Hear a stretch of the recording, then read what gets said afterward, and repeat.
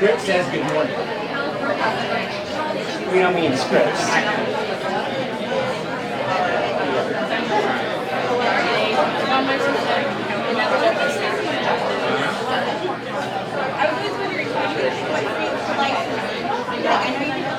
I was thinking afternoon instead of good morning. I'm giving it the exact. Good afternoon. Hi, Jack. Good afternoon and welcome to the January membership luncheon for the Greater Kitsap Chamber of Commerce. Thank you, John. You're welcome, David. Some people still need reminders of its new name. Thank you for being here. We like to start every luncheon, as we do, with our land acknowledgement. We want to begin by acknowledging that the land we gather in is within the ancestral territory of the Suquamish people, the people of clear salt water. Here the Suquamish people live and protect the land and waters of their ancestors for future generations, as promised by the Point Elliott Treaty of 1855.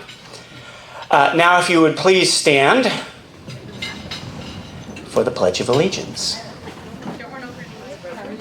I pledge allegiance to the flag of the United States of America and to the republic for which it stands, one nation, under God, indivisible, with liberty and justice for all. Thank you. Please be seated.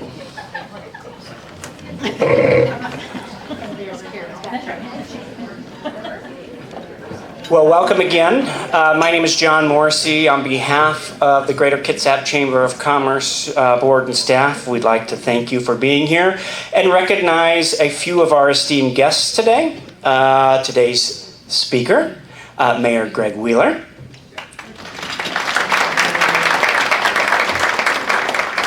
And from City Council, Denise Fry.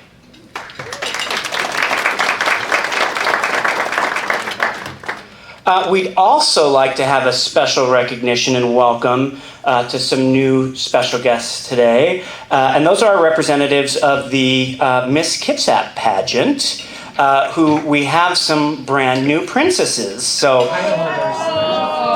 title holders. Did I do that? I'm going off script. I'm sorry. That is all on me.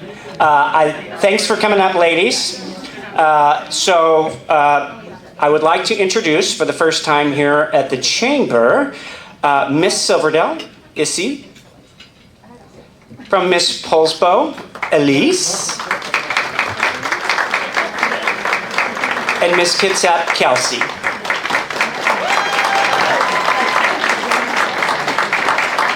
Congratulations on your new title. We will see a lot of them over the next year. And so this is your reminder, and I hopefully you recognize these faces into perpetuity because they're looking for your money here at the Chamber, as they are the ones selling our raffle tickets. So we have some great prizes. I see them over here to my right, including I see bundt cakes, and that's always going to be one of my favorites and what gets me to buy one of those. So thank you, ladies, for being here. We appreciate your service to the Chamber.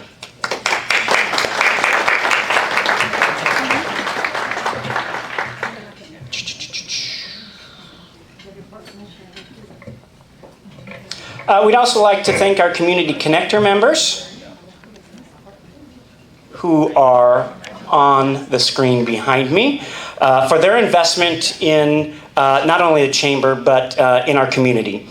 And then we'd also like to thank, because I know there's a bunch of them here, in the interest of time, all of our board members from the Chamber Board of Directors. If you could please, there they are right here, stand and or wave your hand in the audience. Thank you for all the service you have. It is that group there that helps direct great events like this. And lastly, I'd like to thank our lunch sponsors this month, Miller Woodlawn and Walmart. So thank you for them for helping make this possible. Next, I'd like to introduce our VP of Member Relations and Strategic Communications. I think I got that one right for the first time, or close, Irene Moyer.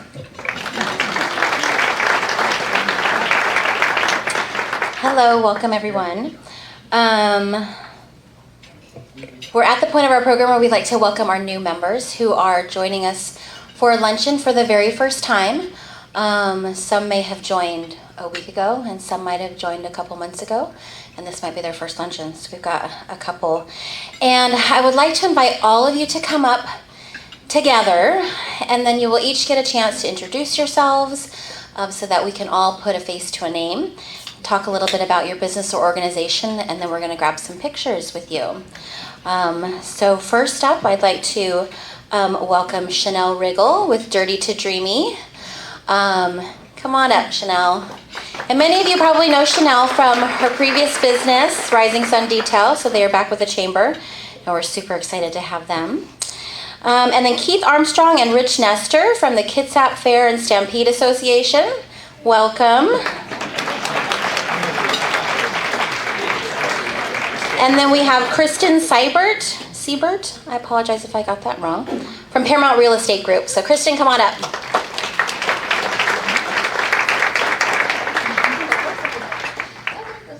Just a little bit about yourself. You're being nice. Yes, you're commercial. Hello, my name is Chanel Riggle. I previously had a business called Rising Sun Detail, and we decided that we wanted to do more for our industry, so we joined forces with a company called Dirty to Dreamy. And my husband and I are opening up the Paulsville location here next month. We have a grand opening coming up. I would love to see you there. We are in the business of cleaning cars and protecting them, but more importantly, we came onto this company because we want to be a neighborly business, not just a business in a neighborhood. So I am open to your ideas for collaboration. If you want to get a hold of me, you can find me on the Chamber website. So thank you.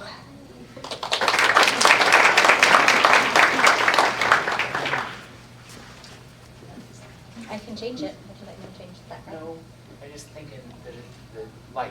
So should we do it? We're not photographers, clearly. Right. Got some great ones in the room, but. Yeah. Well, Just face this way. Face You'll be down. fine. okay, there we go. There we go. Yeah, there we go. Oh, Smile. Big smiles. There you go. All right. Thank you. all right. Hi there, I'm Rich Nestor. I'm the Executive Director at the Kitsap Fair and Stampede Association.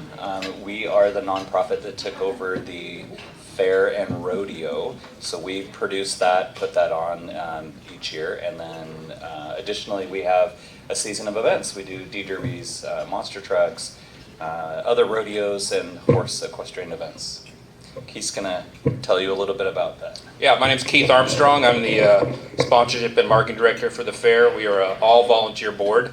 Like Rich said, this is our third year. Last year we did, how many?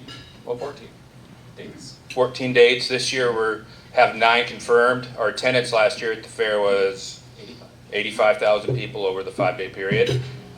This is a big year for us. It's our 100th anniversary of the fair.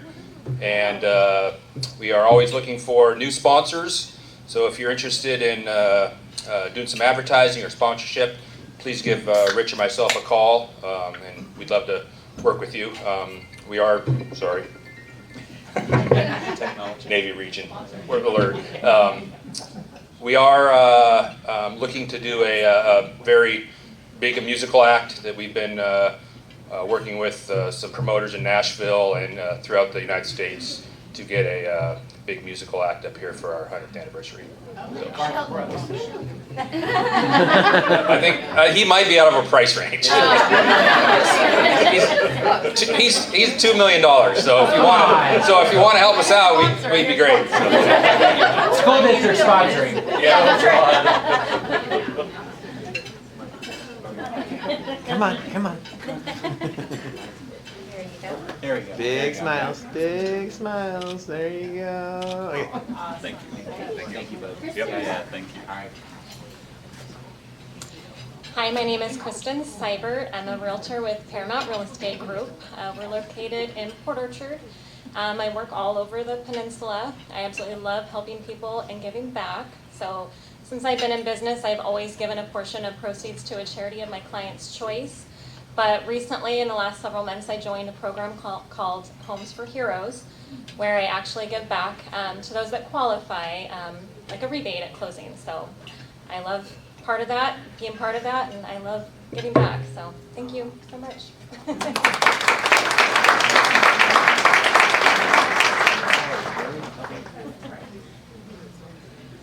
Smile. Aww, that's so cute. Okay, good.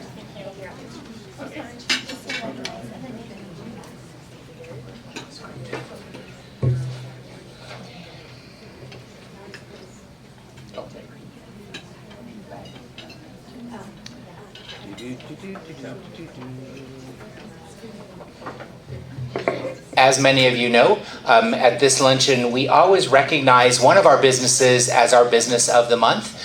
You have learned about the business all month long in the newsletter, but we're very honored to name that Ben Bridge, the jeweler, is our member of the month. Sadly, they could not be here with us today, but so we'll be taking their certificate over to them after lunch. But they did send along little gift bags for folks, and when we told them how many we needed, we gave them an average of how many people attended luncheons. You all just need to put this on the calendar. This is the largest chamber luncheon that we have ever had, Bremerton and or Silverdale. So congratulations.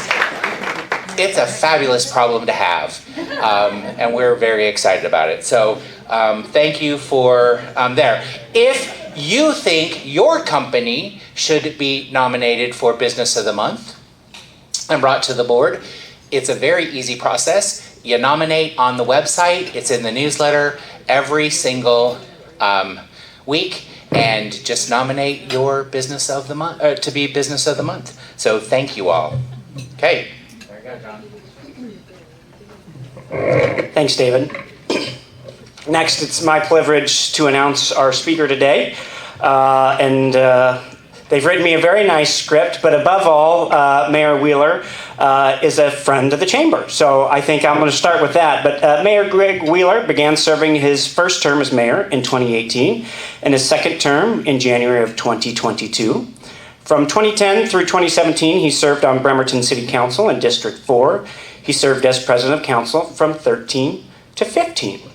He serves on the Puget Sound Regional Council Executive Board, Central Puget Sound Economic Development District Board, Transportation Board, and Growth Management Policy Board. He represents the City of Bremerton on the boards of Kitsap Transit, Kitsap Public Health, Emergency Management, Kitsap Economic Development Alliance, Kitsap Regional Coordinating Council, 911 Executive Committee, and also serves on the Gorst Coalition Executive Committee. He's also an active member of the Bremerton Kiwanis and Bremerton Rotary Clubs.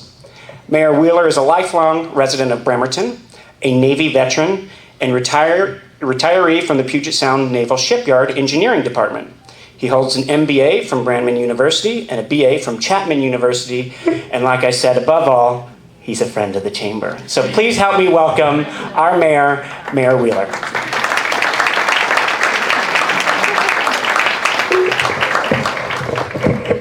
All right. Okay, thank you. Thank you, John, and thank you, everybody. It's good to see you all. So I appreciate the invitation and helping you kick off 2023. It's quite an honor. So Irene's going to help navigate the slides, and I have a lot to share with you.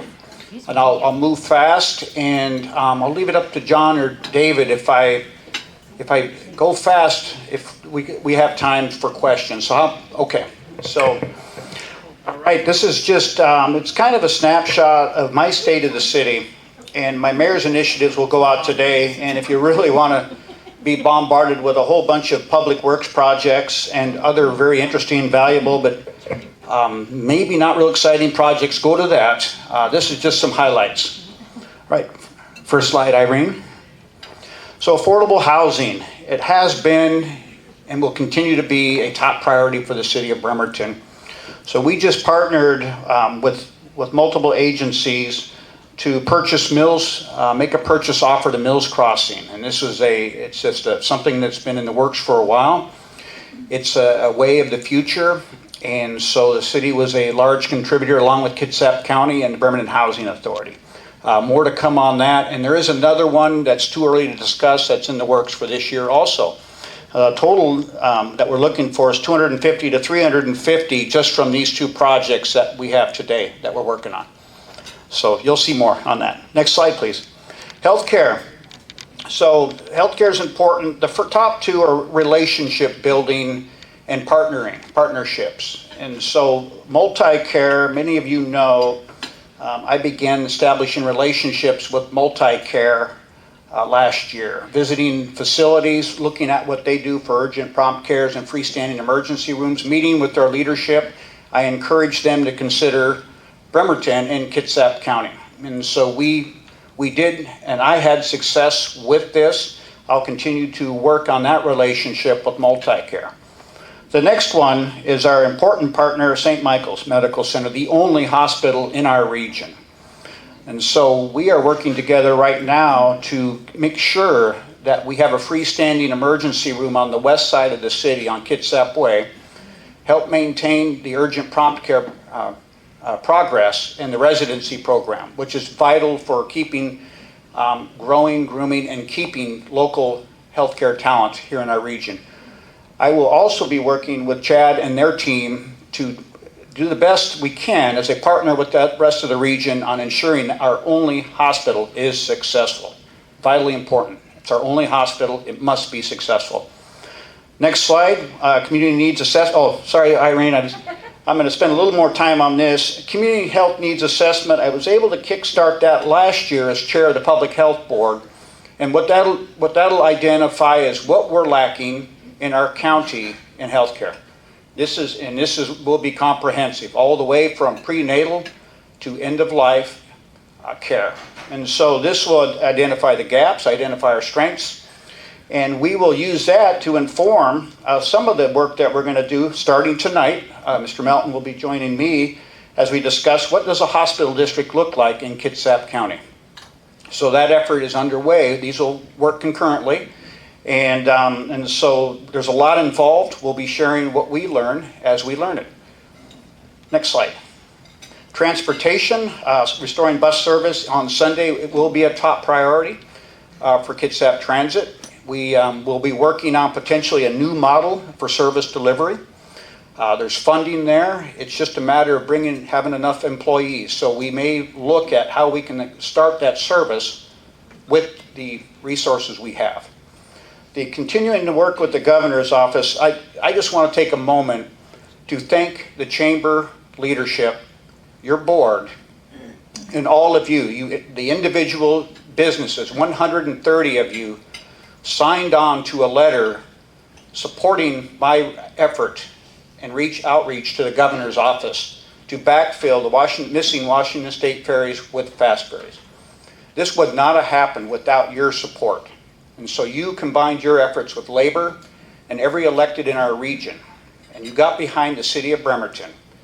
And it meant a lot to me, more than you can ever know, but I know as we're all in this together, and we're only as strong as each one of our ability to transit back and forth for employment, healthcare, education, and entertainment. So thank you to the chamber, thank you to all of you. I appreciate it very much.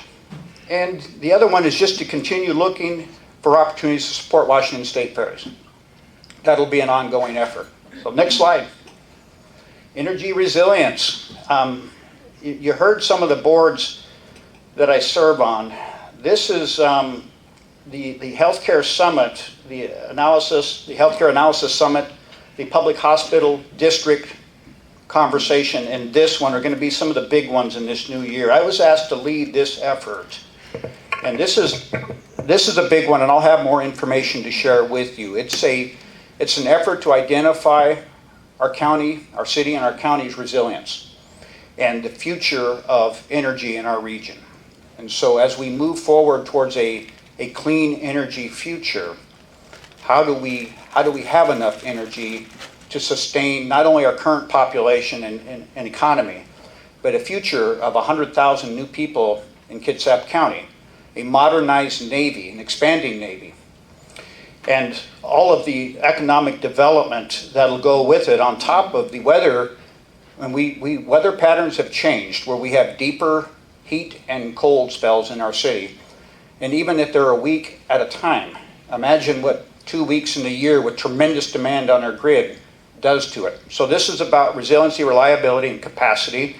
You'll see more of that, and I'll share the information as soon as I get more and we develop the plan. I'll need your input on this. So when I'm ready, I'll get it out to your leadership, and I'll need all of your input. Next slide. Homelessness. So I'm working on a shelter and respite down just down the street from here on 6th Street. Respites for folks that are being discharged from the hospital and they're homeless.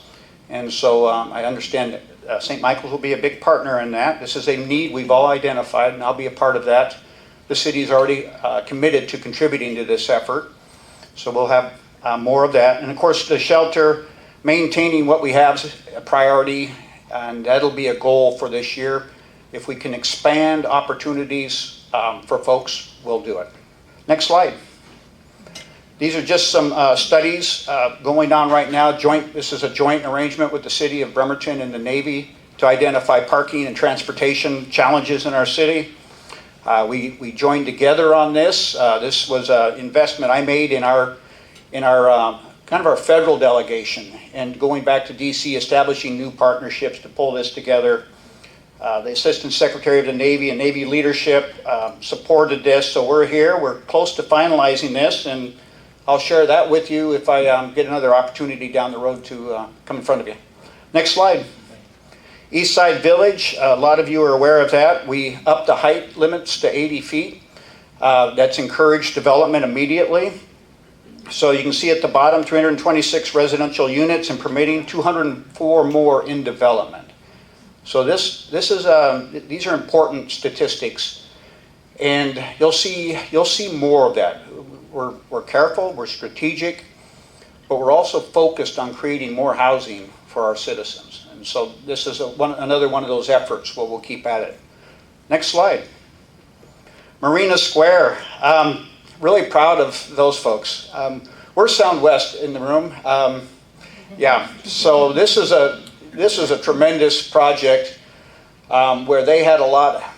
They were way out on a windy corner during the worst part of the pandemic. We worked with them to shift some focus away from hotels and commercial to residential, and being able to ensure, and because we have a demand for workforce, rooms and apartments. So we worked together. They persevered. We now have the largest private development in Kitsap County's history right over here. It's beautiful.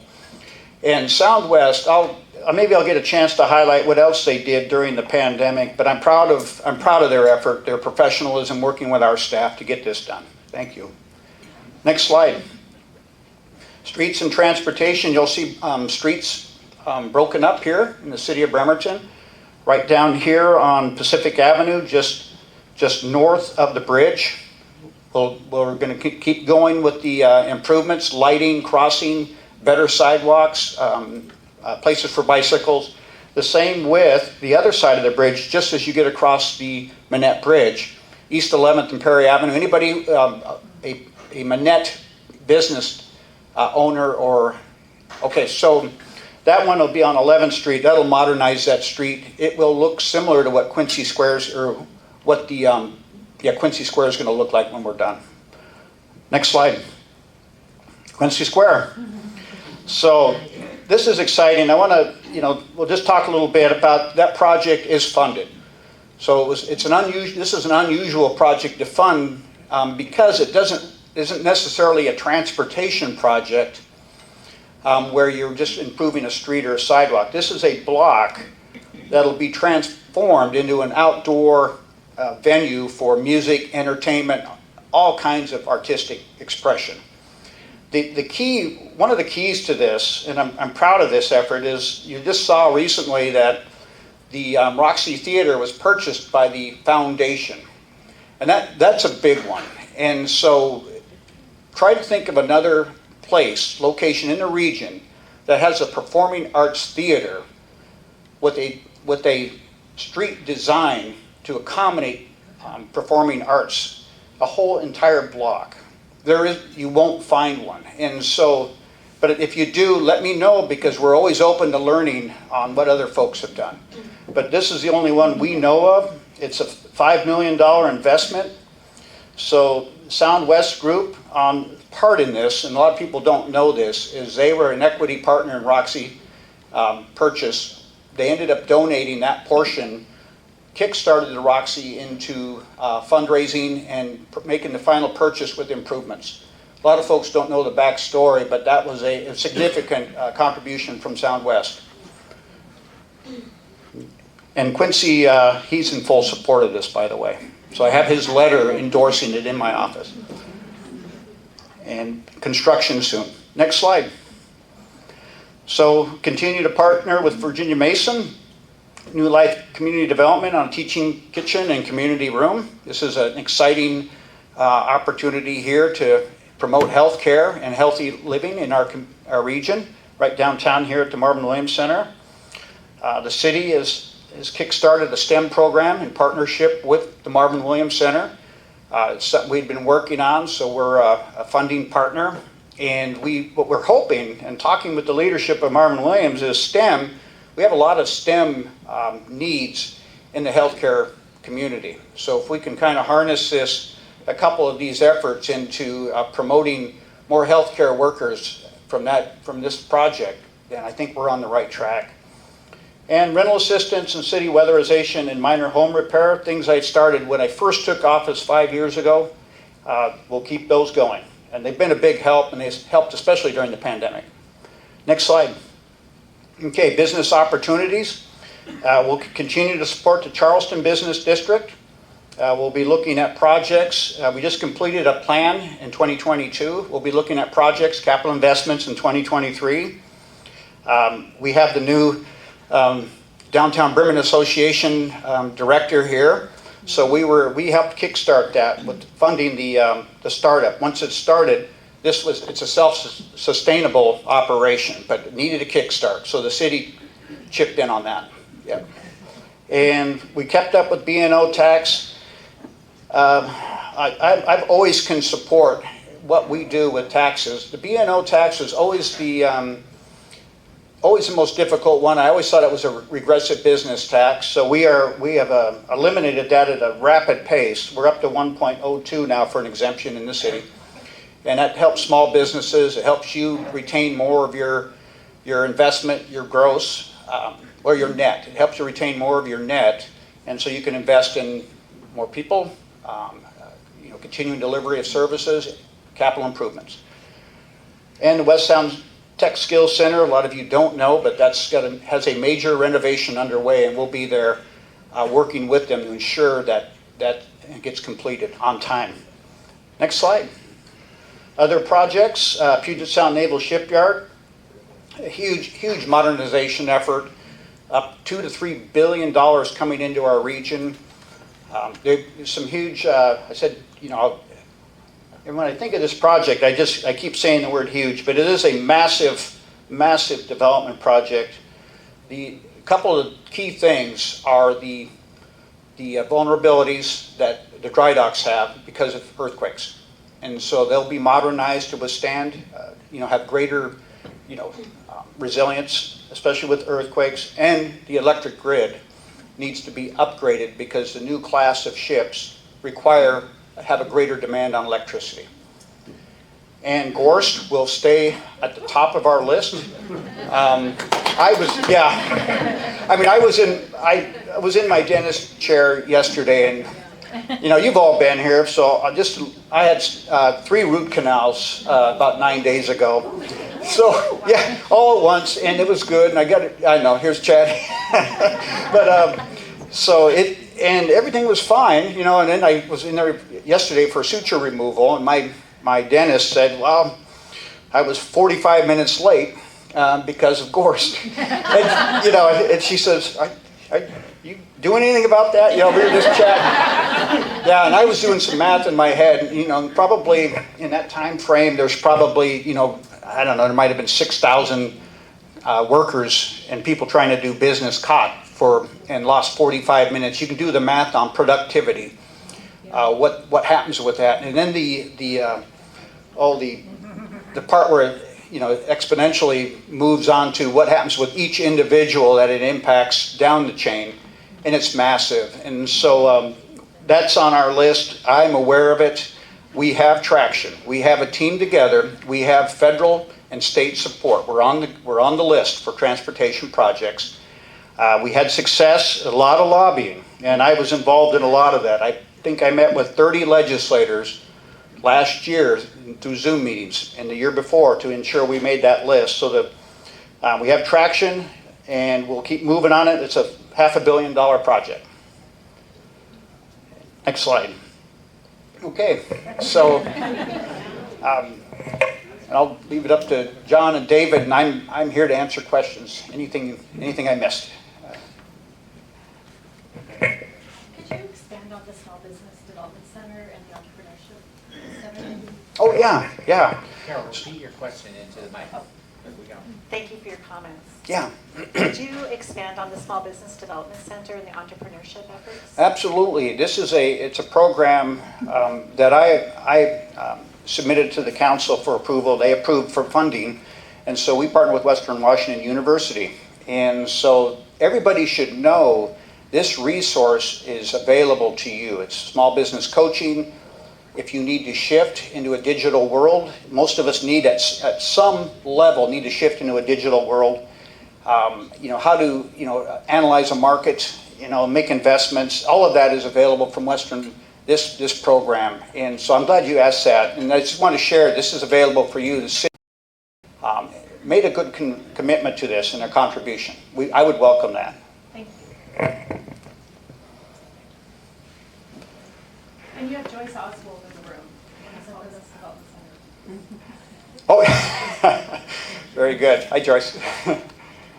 I saw Mike Walton back there. Yeah, the rumors of my demise have been greatly exaggerated. Okay, I guess I got a live one now. No? And I'll repeat, Mike. Go ahead. My question is, as a partner with the Kitsap Public Facilities District, they're focusing on new products or new projects. Are you still in discussions with them about improvements to the conference center? Not active discussions during the pandemic, and we have not started up those conversations. What we are identifying is their capital improvements need and what the return on investment for those improvements. And so it's an ROI, and part of it is our responsibility, the city's responsibility. And so our capital facilities plan is being updated right now. And the conference center, that's a partnership where it's our building, we'll work together to identify what the upgrades will be. And there's several, and we will be sure that the conference center is successful. I mean, we need it to be, and we need to take care of your investment. And of course, the city has spent millions upon millions of dollars to maintain what you have here today, what you see coming up here and what you're enjoying today.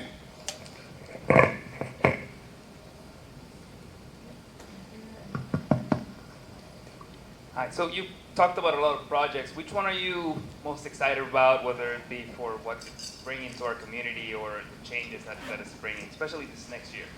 Oh, every one of them gets me out of bed every morning and ready to go. I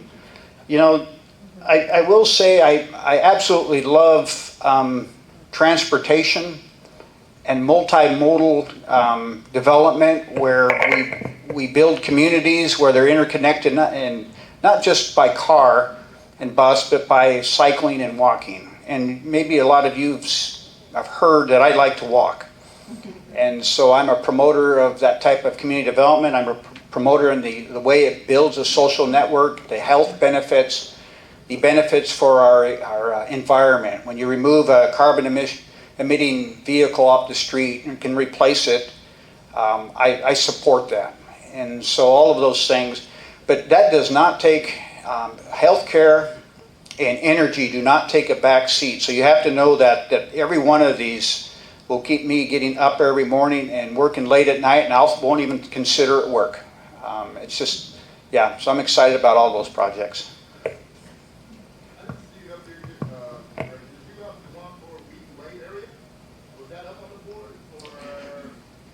No, we didn't put it up there. So Wheaton Way, we just, for everybody, thanks Ruben, everybody, we just completed an analysis and it's a preliminary design for the Wheaton Way improvement, whole corridor improvement. And we're starting, there's a couple things. We're starting with the Warren Avenue Bridge. So that one will be transformed from a bridge with 3-foot wide sidewalks into one with 10-foot wide sidewalks. And it's just it's a vital link for an entire trail system and walking and cycling system through the city. So that's a big one for that. Is there another one you were thinking, Ruben? Something?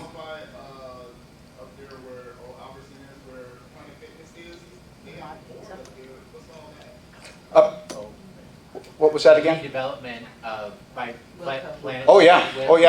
That fits. That fits our plan. So we've zoned for density, and so it is a strategic plan. You see the result, and that's going to provide housing for folks. And in market rate, if your supply can get ahead of your demand, that is a market-based solution to affordable housing. But a lot of people don't consider that if you build the housing, also is an opportunity for nonprofits to create partnerships like has happened on Mills Crossing, where you can do affordable housing in a different way. And that one's an affordable housing and permanent supportive housing project. So that's why it's important to be, we have to be focused on creating density, at the same time responsible, because open spaces are important also. Yeah. The former Bremerton Hospital, Harrison Hospital space, you mentioned the East Side Village. Yes. Is that the old hospital sitting up on the ridge? Yes. The slide moved so fast, I didn't understand what exactly is being done there. Could you expand on Sure. that, please? Yeah. Probably this would have been a good time to update you that the hospital, per the latest from the leadership, that's coming down this year. So we're going to see full demolition. That's big. And so then what we'll have is several acres of the most valuable region in Bremerton, the most valuable parcel. And it is just breathtaking views. We already have the infrastructure around it to support development. And so we're excited to partner. We'll have to work together to get this done. And the future is bright. This is an effort. Back when it was still, there was a lot of bitterness, and nobody would deny that. Hospital leadership, nobody's going to deny there was bitterness over the hospital leaving. One of the things I did first taking office is to actually create a reset and look forward. And so I went down to Olympia and brought home funding to redesign that entire area and to a future without a hospital. And I had support from several agencies, including the hospital, to do this. We completed the redesign. We are seeing progress already, and the big step is coming. And so, that'll be quite a project. That's a lot of building to come down. Looks like we have another one, if that's okay. I can talk loud if that's all right. Sounds pretty good. I don't mean to be a Debbie Downer. I am with the media after all. Okay. But, one of the things that I was surprised to not see as part of your priority was addressing crime in the city of Bremerton. The city, like all the other cities within the county, have seen a high spike in violent and nonviolent crime. What does the city plan to do to address it? And does the city have a position on 3 bills recently introduced to state Congress that would repeal 2021 adjustments to the vehicular pursuits? Yeah. So thank you for all that. And fortunately, across the nation, crime is trending downwards. And a lot of us, in leadership, especially since we were in an emergency, and I got to sit on the emergency management boards, expected a spike for a number of reasons. There was tremendous amount of stress, reduced face-to-face, person-to-person interaction. It was a hotbed for the DV, increases in domestic violence and other things. As we're trending down, one thing I will do is maintain our police force. We will look at ways this year, if you attend our retreat coming this Saturday, you'll see some discussion about what we might do to expand first responders and law enforcement. So there's technology investment that has continued. And so crime trend analysis, ways to be smarter, ways to have data to support deployment of folks every single evening to parts of the city. We have the crime trends to back it up.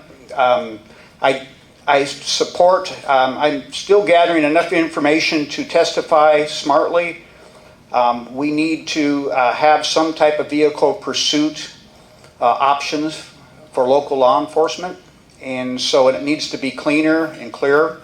And so I'll be, as I learn more about the bills, and they change, you're aware, they change pretty quickly. And AWC, Association of Washington Cities, will begin to take a position where we're a member, and then we can begin to support that. So, I support moving forward and getting that cleaned up and allowing pursuits again. Just so you know, pursuits were not a part of policy ever in the city of Bremerton.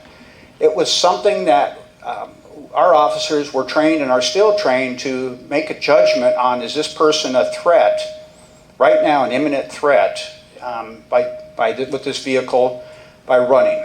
And then making a judgment, would they increase that threat by having a high-speed chase or just track this person down? And it's all about threat to public safety. We've always had where the policy was don't chase after folks. So in the city, we were ahead, and we still are. But now the word's out, and everybody's seen the results on that. So, nobody's chasing anybody really right now, unless there's extreme circumstances. I mean, extreme. Okay. Got the hook, Mayor. Yep. But thank you all very much. Thank you very, very much. Very, very informative. And just to let you all know, many of the initiatives that Mayor Wheeler talked about, the Chamber is involved in. I do sit on the Warren Avenue Bridge project. Many hours of my life have been on Zoom talking about 6-foot or 10-foot expansion of that bridge. But it is all important work. And the Chamber does play a role in advocacy. So we do advocate for our businesses in Olympia. And we have 8 advocacy points that we are covering, and you'll see those covered in the newsletter. So please be watching for those. All right, so we